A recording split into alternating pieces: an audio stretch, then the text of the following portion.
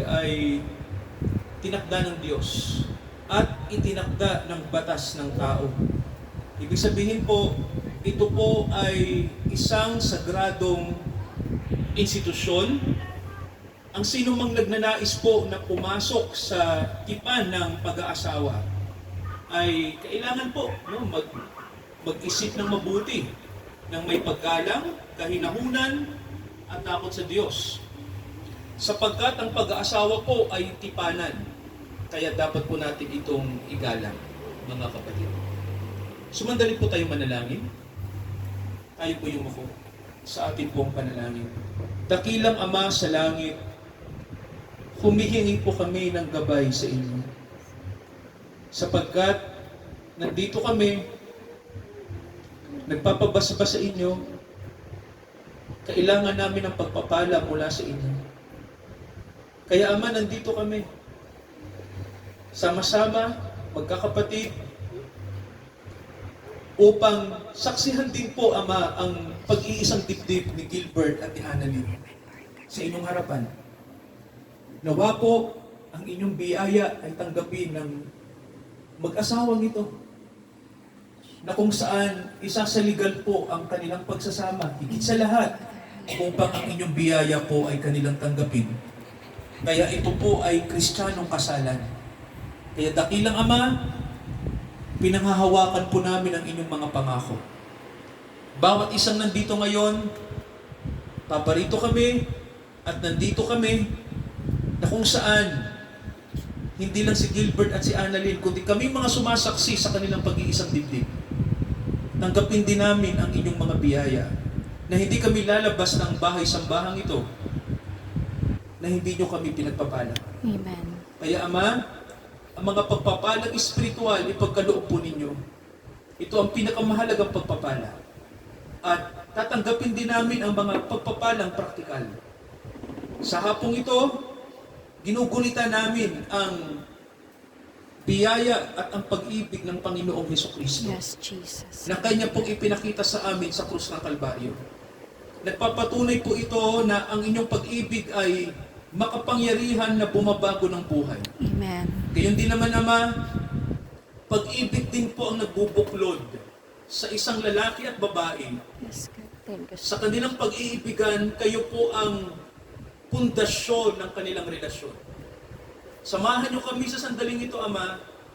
Tinataas namin ang inyong pangalan. Sa pangalan po ng aming Panginoong Hesukristo, lahat po tayo magsabi ng Amen. Amen. Amen. Eh, makakaupo po ang kapulungan at manatili lang si Gilbert at si Annalyn na nakatayo.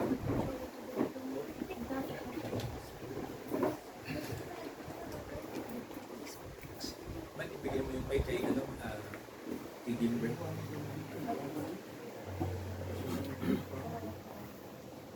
Amen.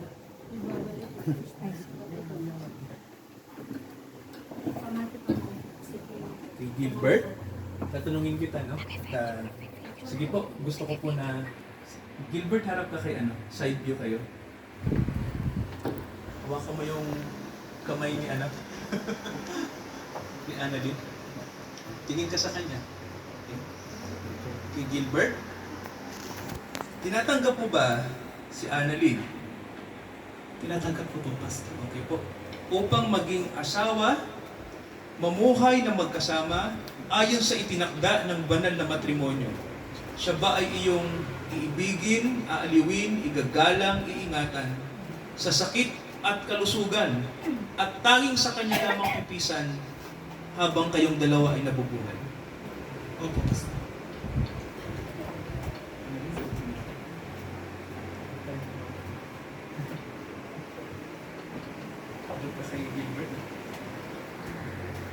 Annalyn, tinatanggap mo ba si Gilbert na maging asawa, mamuhay na magkasama ayon sa itinakda ng banal na matrimonyo?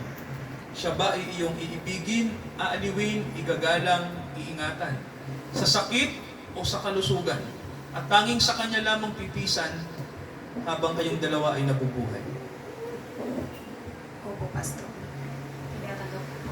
Kung gayon, mga kapatid, hilingin natin ang basbas ng may kapal sa pagsasama ni Gilbert at Annalyn.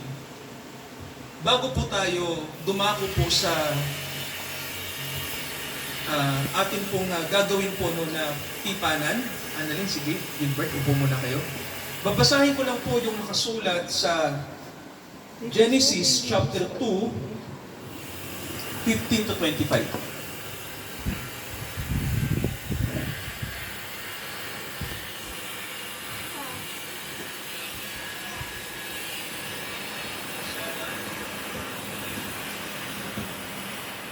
So dito po sinabi ng Biblia sa atin no, sa magandang balita, ito ang ating mababasa, inilagay ng Diyos ang tao sa halamanan ng Eden upang ito'y pangalagaan at pagyamanin. Sinabi niya sa tao, makakain mo ang alimang bungang kahoy sa halamanan, maliban sa bunga ng punong kahoy na nagbibigay ng kaalaman sa mabuti at masama. Huwag mong kakanin ang bungang yon, sapagkat kayo'y mamamatay. Matapos gawin ang lahat ng ito, sinabi ng Diyos, hindi mainam na mag-isa ang tao. Bibigyan ko siya ng makakasama at makakatulong. Kaya lumikha siya ng mga hayop sa parang, ibon sa hipapawid. Inilapit niya sa lalaki, pinaubaya dito ang pagbibigay ng pangalan sa bawat isa. Kung ano ang kanyang itawag, yun ang pangalan ng hayop. Ang lalaki nga ang nagbibigay ng pangalan sa lahat ng kinapal. Ngunit isa man sa mga ito ang hindi angkop na makasama niya. Kaya't pinatulog ng Diyos ang lalaki. Samantalang nahihimbing, kinuha niya ang isang tadyang at pinaghilom ang laman nito sa tapat niyon. Ang tadyang na iyo'y ginawa niyang isang babae. Inilapit sa lalaki at sinabi ng lalaki, sa wakas, narito ang isang katulad ko, laman ng aking laman, buto ng aking buto. Babae ang siyang itatawag sa kanya. Sapagkat sa lalaki, nagmula siya. Ito ang dahilan kaya iniiwan ng lalaki ang kanyang ama at ina at sasama siya sa kanyang asawa sapagkat sila'y nagiging iisa. Purihin po ang Diyos no? Sa mga salita po ng kasulatan na atin pong narinig. So, noon pa pala mga kapatid, no, na ang pag-aasawa po pala ay talagang itinakda na ng Diyos. Sinasabi po ng Biblia na ang babae ay galing sa, saan po? Narinig nyo? Galing sa tadyang ng lalaki. So, ang origin ng babae ay galing sa lalaki. Kaya po, no, ito yung sinasabi natin mga kapatid na ang tao po ay iisa. No? Ang lalaki at babae ay hindi sila magkahiwalay, kundi sabi ng Biblia, nang hindi pa pinatutulog ang lalaki, sila'y iisa. Parang nasa iisang katawan. No? Ganun po. No? Kung isipin nyo, ito yung original na tao. No? Na ang lalaki at babae ay united. Iisipin nyo siya sa spiritual na aspeto. No? Hindi sa physical. Kasi malilito kayo. No? Paano nangyari yun? No? Na sa iisang katawan ay may dalawang aspeto. No? Woman and man. Pero sa Diyos, sabi nga ng Bible sa atin, noong araw ay they are one. Pero pinaghiwalay sila no, para makita ng lalaki kung ano yung hinugot sa kanyang tadyang. Kaya ang sabi niya, ito yung aking, sabi ni Adan, no? Ito'y laman ng aking laman, buto ng aking buto. Kaya po, ganun din po no, yung sinasabi po ng Bible, mga kapatid, pagdating po sa kaligtasan. Gusto ko lang pong bigyan lang po ng halaga yung ating pong kasalan ngayon. Kasi ang kasalan po ay may koneksyon sa kaligtasan ng tao. Alam niyo po ba? Meron siyang koneksyon. Guro, tatanungin niyo, anong pastor ang koneksyon ng kasalan sa kaligtasan natin? Ganito lang po yan. Si Kristo, nang mamatay sa krus, mula sa kanyang tadyang ay may dumaloy na dugo. Alam niyo po ba yan? No? Di ba? May dumaloy, di ba? Kasi tinusok ng kawal yung kanyang tagiliran. At may lumabas na tubig at dugo. Alam niyo po ba na sa Bible, ang simbolo po ng tubig ay buhay. Di ba? At ang dugo din po ay buhay. Ibig sabihin po, mayroon buhay na lumabas sa katawan niya. No? Ibig sabihin, pag sinabi kasing buhay mga kapatid, isipin niyo po ito, no? Hindi basta lalabas sa Panginoon ang isang buhay kung walang pagbibigyan. Amen po? Ibig sabihin mayroong pag may buhay na lumabas sa'yo, ibig sabihin noon, may buhay na darating. No? Magkikreate ang Diyos ng panibagong buhay. No? Kaya po, kung iisipin niyo po, ang kaligtasan po ay, sabi nga natin, kapag ikaw ay galing sa Diyos, babalik ka sa Diyos. Pag galing ka kay Kristo, babalik ka sa Kanya. Ganun po ang ibig sabihin. Ano? Ibig sabihin po, dati kang nawala, diba? Dati kang bilang isang mananampalataya, no? Bilang isang tao, noong ikaw ay wala pang kamalayan, maaari ngayon, no? Na ang Panginoon na hindi mo pa kilala. Pero no, nang lumabas yung buhay ng Panginoon sa tagiliran niya, ibig sabihin po nun, ang mga totoong dadalhin ng Panginoon sa kaligtasan ay galing talaga sa Kanya. Yun ang ibig sabihin po, no? Ibig lang sabihin mga kapatid ay parang, ano lang po tayo, parang tupang naligaw. Ganun po ang description, no? Tupang nawala.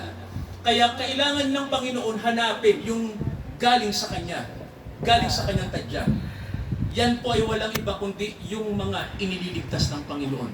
Kaya alam nyo po, no, mga kapatid, ang buhay ng Diyos pag nasa atin yan, tandaan nyo po, no, magkakaroon ka ng desire, magkakaroon ka ng kauhawan, kagutuman na hanapin ang Panginoon dahil ako po naniniwala kapag galing ka sa tadyang ni Lord, babalik ka sa Kanya. Kasi mahal ka niya eh. Hindi ka niya pababayaan. No? Lahat ng galing sa tadyang niya, tutubusin niya. Ganun po. No? Kaya, di ba sabi ni Adan, ang babae ay buto ng aking buto, laman ng aking laman. Kaya, hindi niya pwedeng pabayaan ang babae. Amen po? Ganun po. Si Kristo ang lalaki. Sino ang babae? Ang church. Ang iglesia. Kaya po, pag tayo po ay kasama sa kawan ng Diyos, ibig sabihin po niyan, may obligasyon ang Panginoon na ikaw ay kunin dahil galing ka sa Kanya. Kaya po, nawa, no, maintindihan natin ito mga kapatid, no, na ang mga galing sa Diyos ay babalik sa Diyos. Amen po? Yan. So, mga kapatid, no, dahil dyan, sinasabi din ng Bible na kahit magkaibang pamilya si Gilbert at si Annalyn, pero sa spiritual na aspeto, isipin niyo po na noong si Gilbert ay nasa pagkataong spiritual, na si Annalyn ay nakatalaga na sa kanya. Amen. No? Ganun po yun. Ibig sabihin po, kasama niya na, pero hindi pa niya nakikita. O parang sabihin natin yung salitang potential. Di ba? Pag sinabing potential, wala pa. Pero, nandun na. Naintindihan niyo pa ako? No? Hindi mo pa nakikita, pero nakatalaga na. Kaya, mai-encounter mo yon. Lahat ng nakatalaga sa atin, hindi mo pa man siya nakikita, no? Kung hindi pa dumarating yung oras, pero pag dumating na yon, makikita mo yon. Kaya ganun din mga kapatid, no, yung blessing. Tama po ba? No? Ang blessing po, kahit wala pa, pag tinalaga ng Diyos yan sa'yo, tatanggapin mo yan. Amen po? Yan. So, mga kapatid, tumayo tayong lahat. Okay? Gilbert, Annalyn, muli, no? Magharap kayo. Yan. Purihin ng Diyos. May dala ba kayong singsing? Okay po, sige. Tawagin natin yung, may ring bearer ba? Ayun.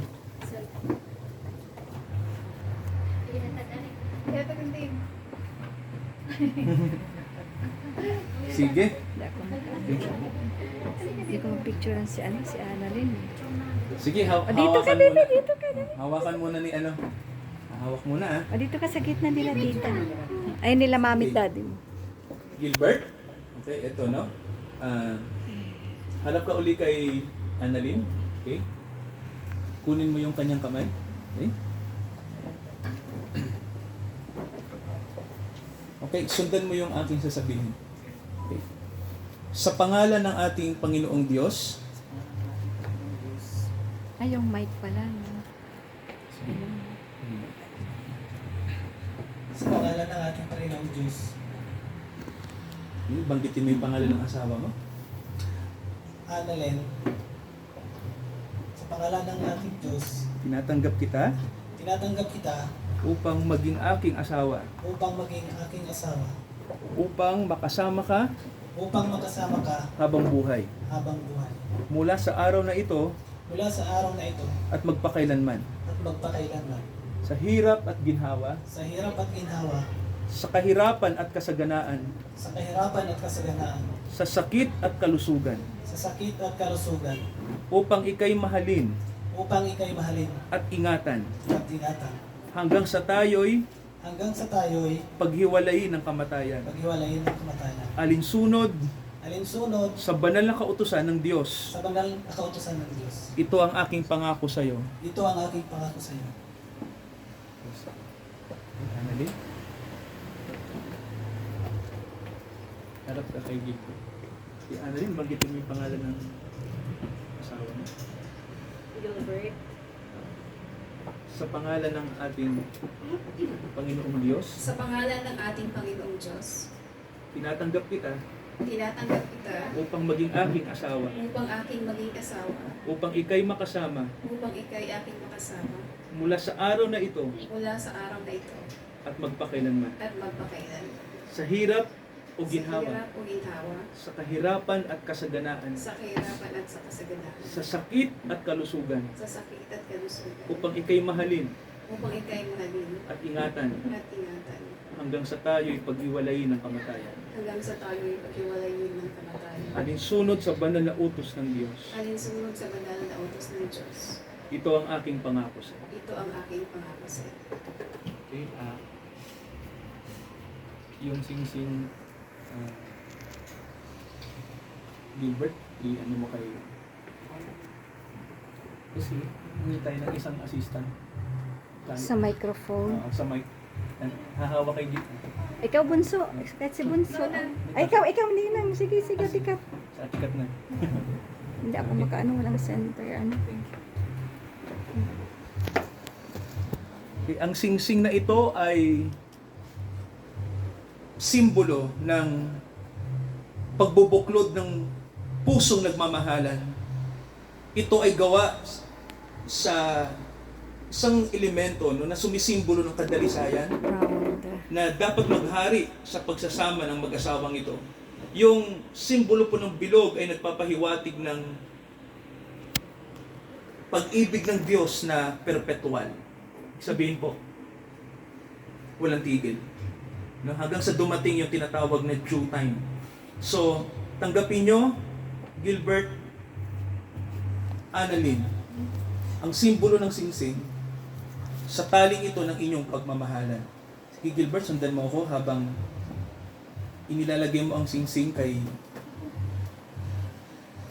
Annalyn. Annalyn, Annalyn, binibigay ko sa iyo ang singsing na ito ibinibigay ko sa iyo ang singsing na ito bilang tanda ng aking dalisay na pag-ibig sa iyo. bilang tanda ng aking talisay na pag-ibig sa iyo. Nagpapakasal ako sa iyo Nagpapakasal ako sa iyo sa pangalan ng Ama at ng Anak at ng sa pangalan ng Ama at Espiritu ng Santo. Anak ng Espiritu Santo. Amen. Amen.